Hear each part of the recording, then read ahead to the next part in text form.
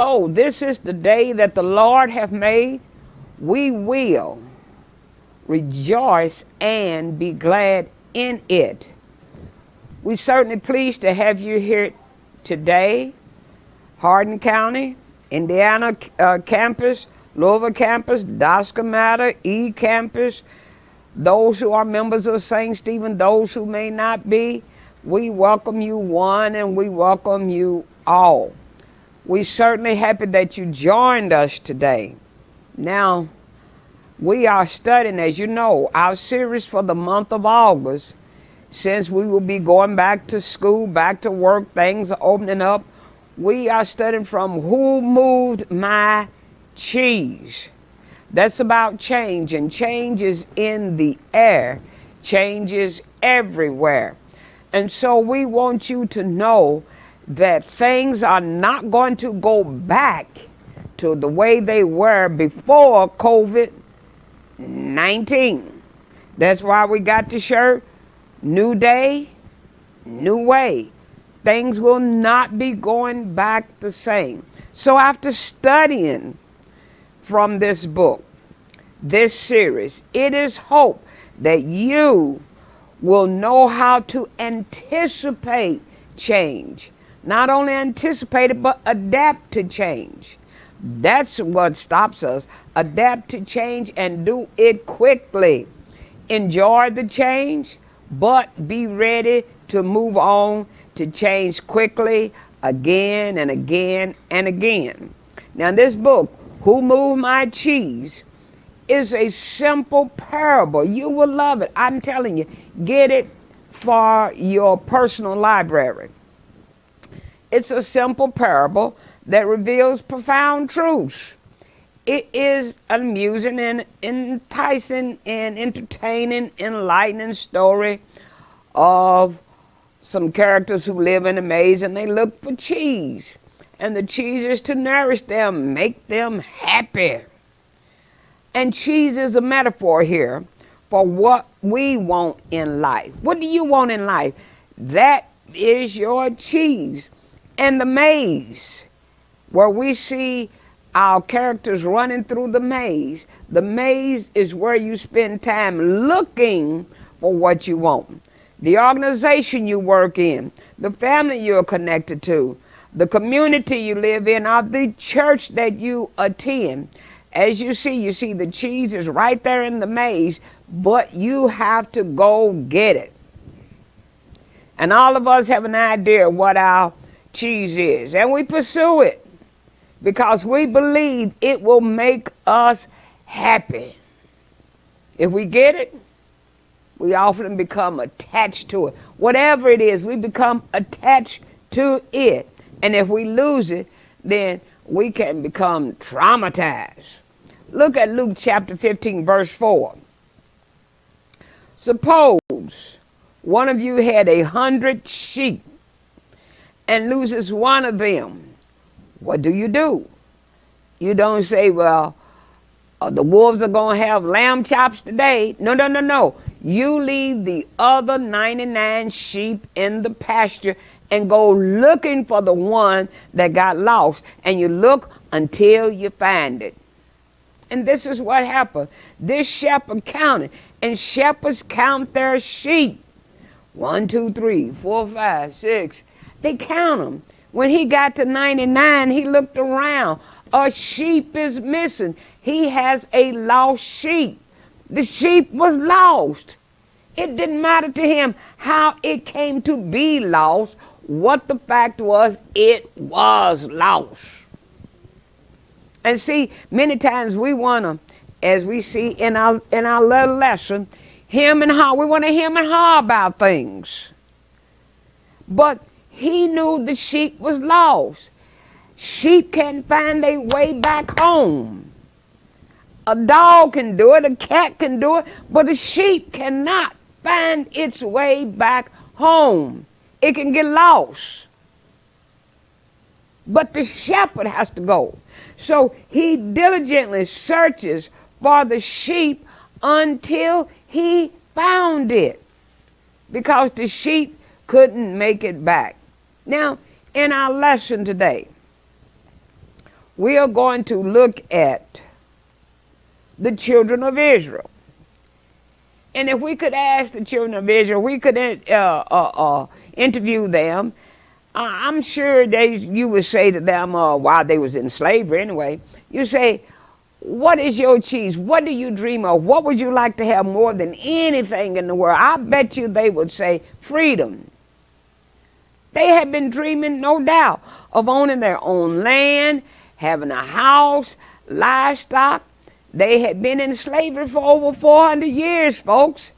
And now God has heard their cries and delivered them out of Egypt, out from under Pharaoh's control, because Pharaoh had them building bricks without straw. They were on their way to a new cheese station, if you please. But now, here they are, standing at the Red Sea. What? Standing at the Red Sea. The Israelites want to change. They want to change now. Now they want another change. But it's not a good change that they're looking for. It's a bad change. Why bad? Because they want to go back to Egypt. Egypt? Why would anybody want to go back to Egypt? See, now, their cheese was freedom. But the first sign of the Red Sea, because see, in a maze now. So they hit a wall, they hit the Red Sea. It made them think twice about whether they want to leave Egypt or not. In fact, they wanted to go back to Egypt. And before we talk about them, check ourselves before we wreck ourselves. At this point, they are more like him. That's one of the little characters in the book. They did not have to sniff out the new cheese, sniff and scurry. Remember, they in the book. God simply led them to it. They want freedom. Freedom. But here it is. Freedom is on the other side, woo, God Almighty, of the Red Sea. That's where freedom is. They didn't have to run through the maze to find it. God did it all. Freedom is on the other side of the Red Sea. But now here they stand at the Red Sea. Fearful. Too fearful, in fact, to cross it into a better life. In fact, in the story of the Red Sea, the Israelites followed the pillar of cloud by day and the pillar of fire by night as carefully as they possibly could. They were thrilled with their new freedom, full of excitement about the future. Now we can send the kids to high school. We can send them to Canaan High. They were in a maze, but God was leading them. So there was nothing to be uneasy about. But as they followed God, God deliberately, I said it, deliberately led them into a cul-de-sac. That's they are between hostile hills, mountains on either side, the sea in front of them, and Pharaoh behind them, and the Red Sea in front of them. It is too wide, too deep really, to wade in, and too wide to swim across. And let me say to you folks, let me say it again. The Red Sea was too deep to wade in and too wide to swim across. So the way through the maze to get to the promised land, to them and to us, we need to understand may be unacceptable.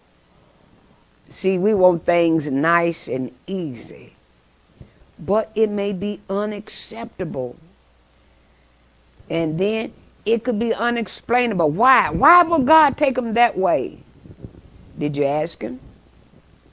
And he said, because they need to see his power. See, and many times God leaves us this way or in a certain way so that he can demonstrate to us, I got this. I got the power. I can do this. We don't know it if he don't show it. Sometimes going through our maze, it can be uncontrollable. They had no control over that Red Sea. They didn't. But God does.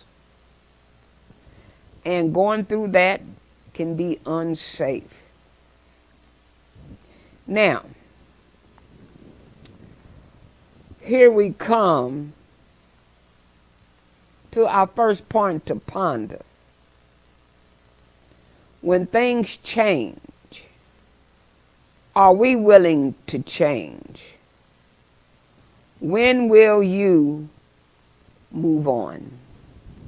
And yes, I know, I never mentioned the name of the lesson, but now there it is. Move on. Why are you still standing here? Why are you still doing the same thing? Move on. You've tried the rest. Now try the best. Move on. The next point to ponder. Are you willing to cross your Red Sea? Now, I may even need to back up and say, do you know what your Red Sea might be? And if you know, are you willing? Are you willing to go back to school? Are you willing to get additional training? Are you willing to study your scriptures? Are you willing to take the time that is necessary for you to get ahead? Are you willing? Let's look at Exodus 14:10, A part, the A part. As Pharaoh approached, the Israelites looked up, and there were the Egyptians marching after them. Now, it had only been a couple of days that they left Egypt, and they were so happy. I bet, well, you know, this is Geneva paraphrasing. I bet they went out there singing, I'm so glad Jesus lifted me. Now, I know that Jesus had not appeared at that time, but they were singing joyful songs. Glory, hallelujah, Jesus lifted me. That's what we do. We sing joyful songs. But the first time of trouble, when the rubber meets the road, then all of a sudden, we stop singing. Now look, let's look at their condition. What was their condition? Their condition was helpless. I'm going to make it plain. Mountains on either side. You got bills over here, bad doctor's report over here, Pharaoh behind him, you got no job in front of you, behind you, and you have no prospects in front of you. Now what you gonna do? Helpless. Not only were they helpless, but they were in a hopeless situation. I can't go to the right, I can't go to the left, because, hey, the mountains are too high, too steep. I can't, the Pharaoh behind me, and here he comes thundering with all his chariots and horsemen and soldiers, and the Red Sea in front of me. This is hopeless. And not only was it that, it was in an impossible situation. How do I get out of this? Well, I want you to remember this.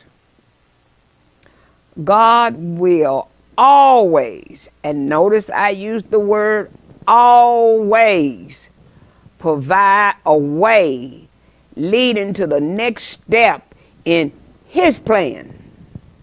He's not going to give you the whole plan at the very beginning so you can see. No, he's not going to do that. He will only give you just enough. Make a step and get another step. Make a step and then get another step. He is not going to unfold the whole entire plan, but he will provide a way leading to the next step in his plan. I want you to remember this. Your condition, woo, is not your conclusion.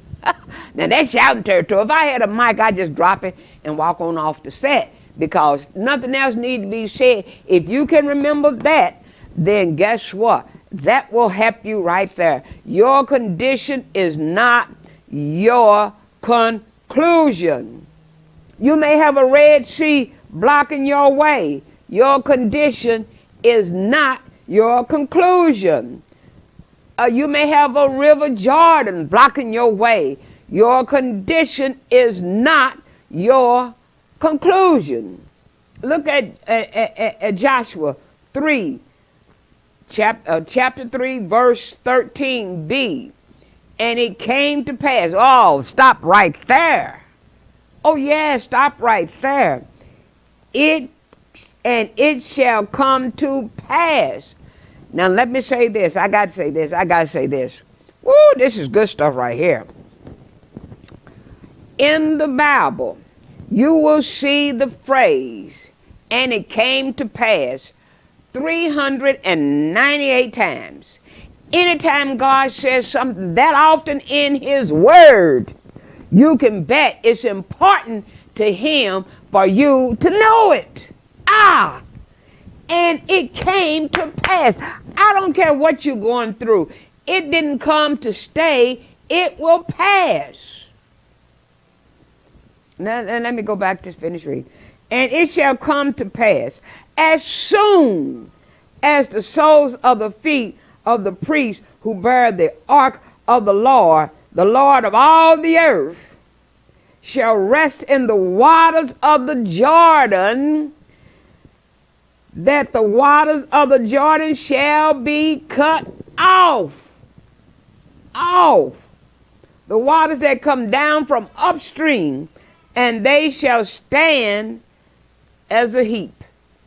Your condition is not your conclusion. They were in a bad way, but God parted the Red Sea, parted the Jordan. I got a message I might do soon. If he did it once, he can do it again. Woo! God almighty, let me up out of here, because something's getting ready to happen. You may be the smallest, but your condition is not your conclusion. The Lord, look at Micah 5:2. The Lord said, Bethlehem Ephratah, you are one of the smallest towns in Judah, but, watch out for the buts, but out of you I will bring a ruler for Israel, whose family line goes back to ancient times. If necessary, God will move everybody, to bring you through your maze. Why? Because your condition is not your conclusion. Look at it. Luke 2, 1 through 5. There it is again. And it came to pass in those days that there went out a decree from Caesar Augustus that all the world should be taxed. And this taxing was first made when Cyrenius was governor of Syria. And all went to be taxed, everyone unto his own city. And now here it is, verse 4. And Joseph also went up from Galilee out of the city of Nazareth into Judea, unto the city of David, which is called Bethlehem. Isn't that what he said? Bethlehem Ephratah, which is called Bethlehem because he was of the house and lineage of David. Verse 5, to be taxed with Mary, his espoused wife, being great with child. She was great with child. Now, you may be ill or have been ill for a long time. But I come to tell you, your condition is not your conclusion. John 5 through 9. A man was there who had been sick for 38 years. That's a lifetime. Jesus saw him lying there, and he knew that the man had been sick for such a long time. So he asked him, do you want to get well? The sick man answered, sir, I don't have anyone here to put me in the pool when the water is stirred up while I'm trying to get in. You see, but Jesus didn't ask him that.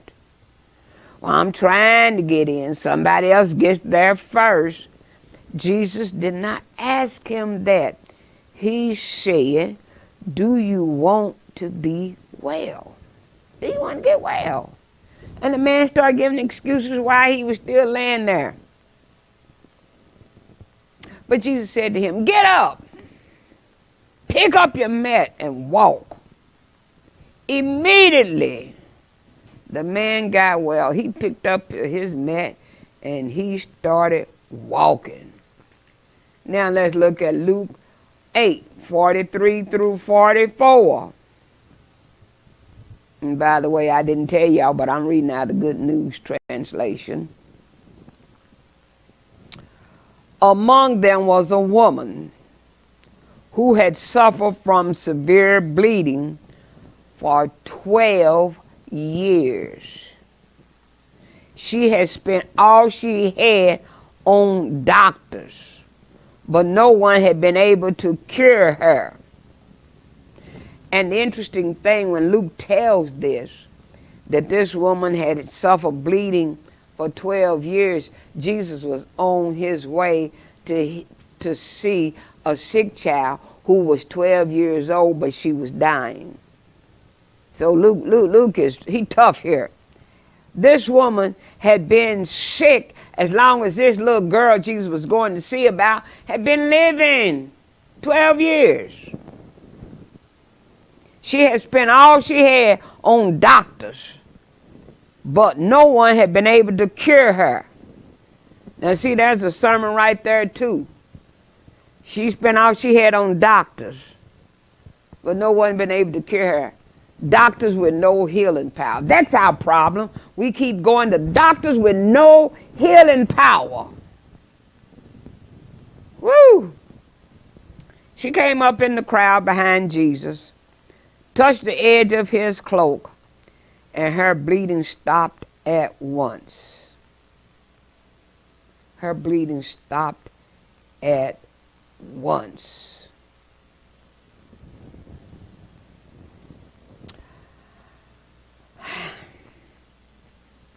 As he did with the children of Israel,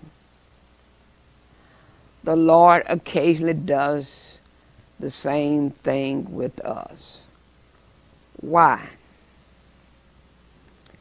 Simply, he is testing our faith. Because, see, we are to walk by faith and not by sight. He's testing our faith. If we don't exercise, if I never move my arms, after a while I will be unable to move them. If I don't get up and walk, you see, when you have arthritis, you got to move it. Because Arthur, he don't play, he come to stay. So, just like we exercise, run, walk, whatever we do, exercise, then he wants us to exercise our faith so that it might be stronger. Have a person here, I'm going to shout out because she might be watching. I hope you are watching, Sister Yvonne Roberts. She just had knee replacement surgery. And the last thing that I said to her, make sure that you do your therapy, because it's important that you do your therapy when you have knee replacement, hip replacement. You have to do your therapy, because if you don't exercise those muscles, then they become useless to us. And God wants us, and he gets us and puts us in situations where we have to exercise our faith, so our faith gets stronger. He allows us in situations because he's teaching us wisdom. Like I just got through saying, he did it before. Wisdom tell me, wait a minute, if he did it before, and I just read that God is the same yesterday, today, and forever, he can do it again. Woo! Wisdom. And then he is showing us his ways. My ways are not your ways, said the Lord. My thoughts are not your thoughts. So when you are in a difficult place, realize this. The Lord either placed you there or allowed you to be there for reasons perhaps known for now only to him. In other words, you don't know the reason. He hasn't told you the reason. He hasn't revealed the reason. He's God. He don't have to. Let me make it a little bit plainer. You remember growing up, go back in your mind, and your mama said you needed you to do something, and you gonna get all sassy and say why. She said, because I told you to. And that's what God is saying. I need you to do it. I'm not gonna explain it. Just do it. Just like we talked about that man a while ago that was at the pool, 38 years. Jesus looked at him and said, you want to get well? He said, well, you see, every time I try to get in the water, when it gets stirred out, somebody beats me in. So Jesus said, get up and look, take up your bed and get up on out of here. If he hadn't done that, it wouldn't have happened. He'd still be there. And so he allows things so that he can demonstrate his tremendous power. But understand this, the God who led you in will lead you out. Woo! I tell you, this is just too many nuggets even for me. If he leads you in, he'll lead you out. He took them into a dead end. That's it, dead end. And they couldn't turn around and go back, because that's what you do in the cul-de-sac. You just get up there and you turn around and you come back out. But they couldn't do it because Pharaoh, he had hardened Pharaoh's heart. So Pharaoh was behind them. So now, the God who leads you in will lead you out. So when you find yourself in a difficult situation, remember you may be in an impossible spot, but you are there with a God who does impossible feats. That's how come I love that. Have you any rivers that you think are uncrossable? Have you any mountains that you can't tunnel through? Well, here's the good news. God, specializes in things thought impossible. And he can do what no other power can do. He can do it. So when your cheese, this is a point to ponder, when your cheese start to wither, perhaps God is getting you ready, for something new that he wants you to learn, he wants you to know, and he wants you to do. But here's what you need to remember. I hope that you remember the points that has been given out.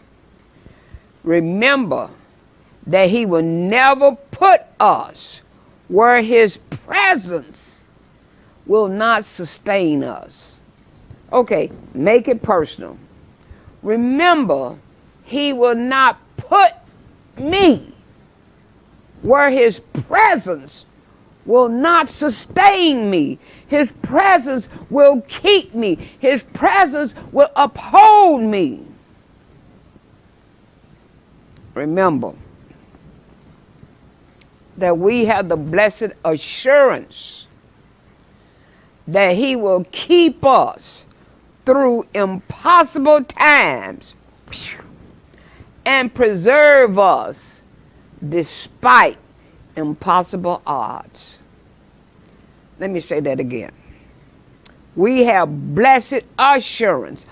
Assurance, meaning confidence, expectation that he will keep us through impossible times and preserve us despite impossible odds. He did it. He's doing it. We didn't know what we were up against last March when everything shut down. But God kept us. Not only did he keep us, but he's preserving us despite impossible odds. Yes, we've lost some church members. Yes, I've lost some family members. Yes, things been rough. Yes, we went in prayer. Our pastor challenged us, gave us 6 things to pray for. One of them was for a vaccine. So if I've been praying for a vaccine, why would I say now I'm not going to take it? Woo! Don't make sense. I prayed, he heard me. Now I'm going to say, God, I don't believe you did that. Or you did it too soon. Well, what is too soon? I need the Red Sea to part now.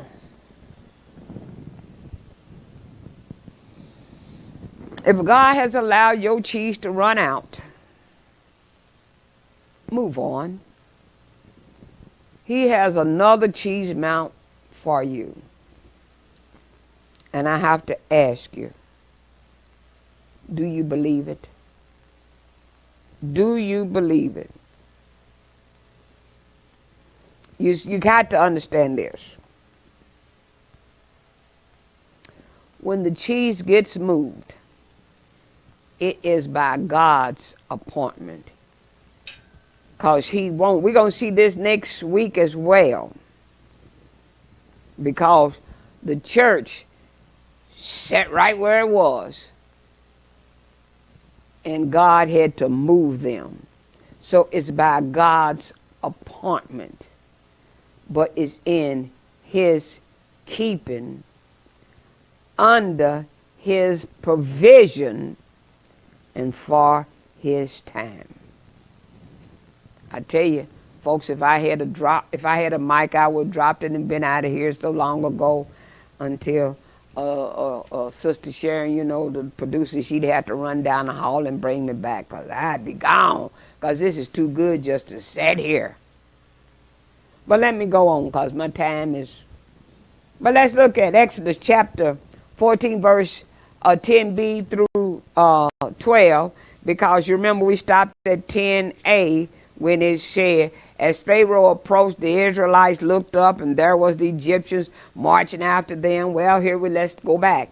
They were terrified, cried out to the Lord. They said to Moses, was it because there were no graves in Egypt that you brought us to the desert to die?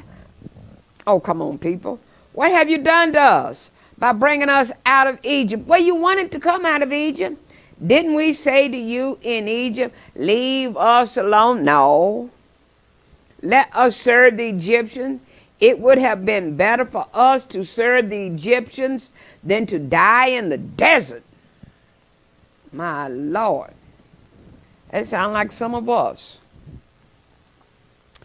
When the cheese ran out at Cheese Station C in the book here, Sniff and Scurry, they were not caught by surprise because they had been sniffing and looking and thinking, this cheese powder's going down. And besides, it tastes like it's getting a little old. Now, however, him and her, the little people, their reaction was completely different. Their response was to cry out in disbelief and anger. And the children of Israel did not expect to find their way blocked to the promised land by the Red Sea. What? They expected to reach the promised land without any problem.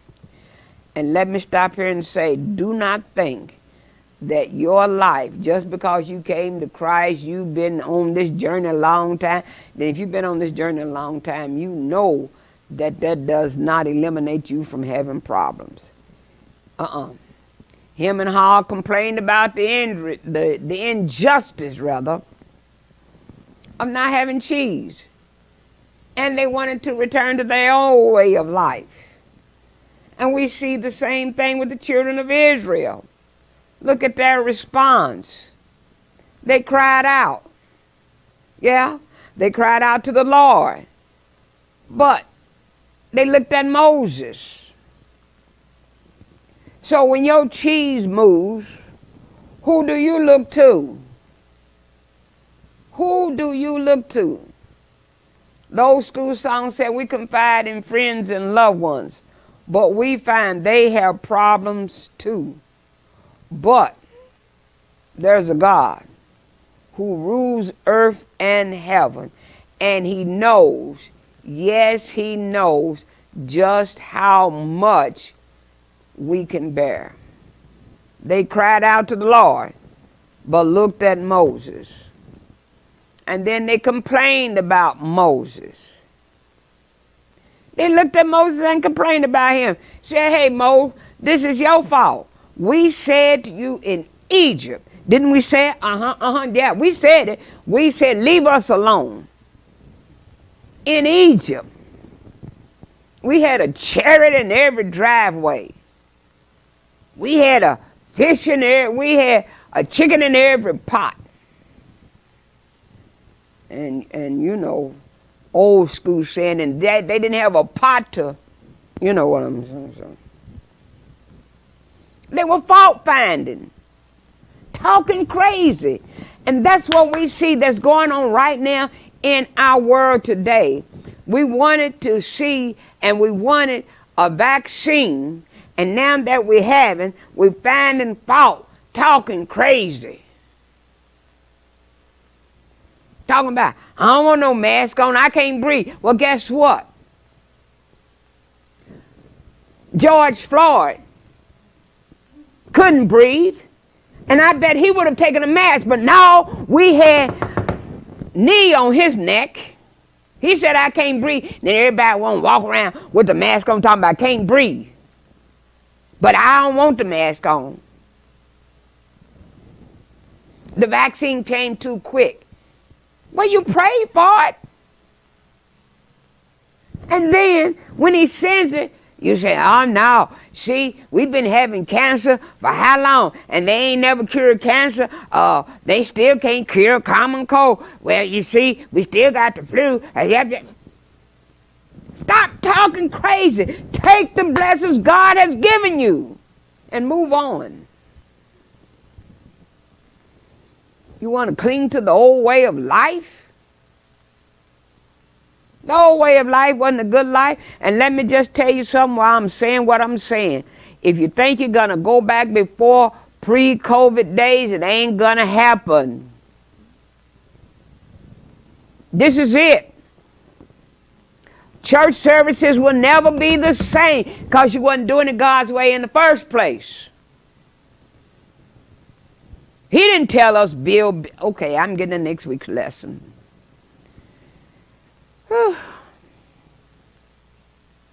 Now at the Red Sea, you want to go back. Back to what? Back to slavery.